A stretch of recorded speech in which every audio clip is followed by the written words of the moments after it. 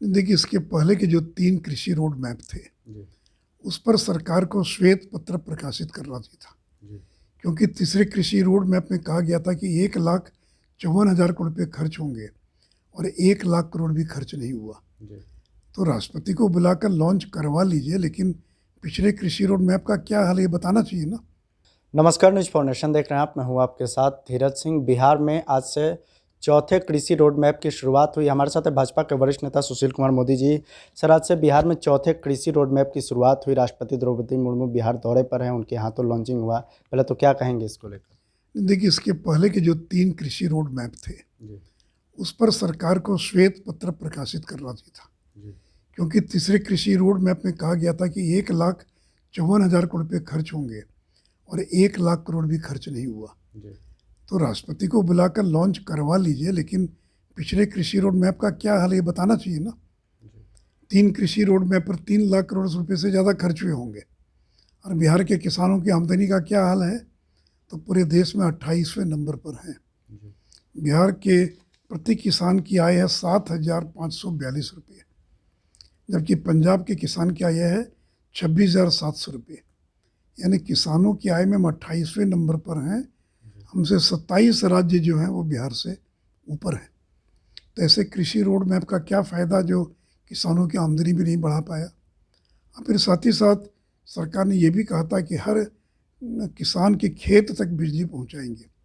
किसी किसान को अब डीजल से खेती नहीं करनी होगी, बिजली से खेती करेगा। जी, लेकिन कितने परसेंट किसानों के खेत तक बिजली पहुंची? सौर ऊर्जा का क्या हुआ? माइनर इरिगेशन का क्या हाल है? 70% से ज़्यादा जो नलकूप हैं वो बिहार के अंदर बंद पड़े हैं।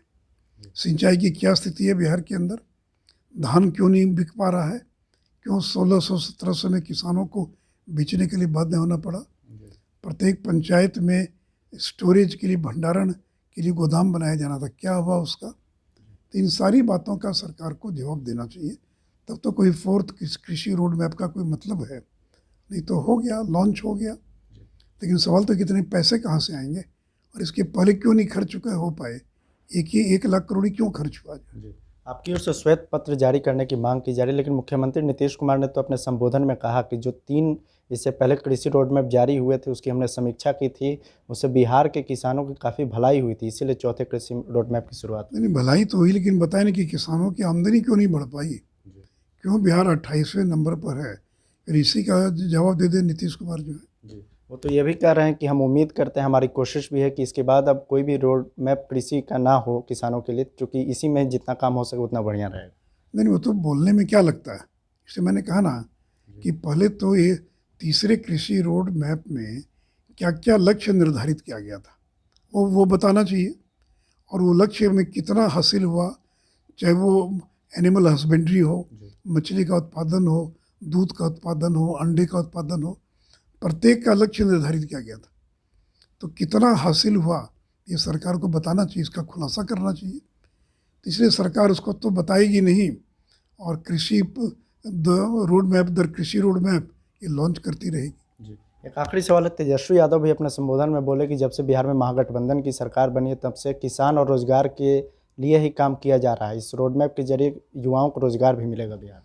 तो इसके पहले वो तो ठीक ही कह रहे हैं ना, नीतीश कुमार पर ही आरोप लगा रहे हैं। जी, क्योंकि 3 कृषि रोड मैप तो नीतीश कुमार के ही मंत्री और उन्हीं के कार्यकाल में लॉन्च हुए। तो तेजस्वी यादव यही ना कर रहे हैं कि तीनों कृषि रोड मैप फेल कर गए, अभी चौथा कृषि रोड मैप है वो राजद के कारण सफल होगा।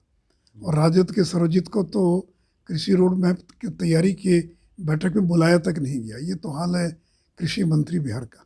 चलिए, तो बहुत बहुत धन्यवाद। मैं भाजपा के वरिष्ठ नेता सुशील मोदी, दिल्ली से न्यूज़ फॉर नेशन के लिए मैं धीरज सिंह।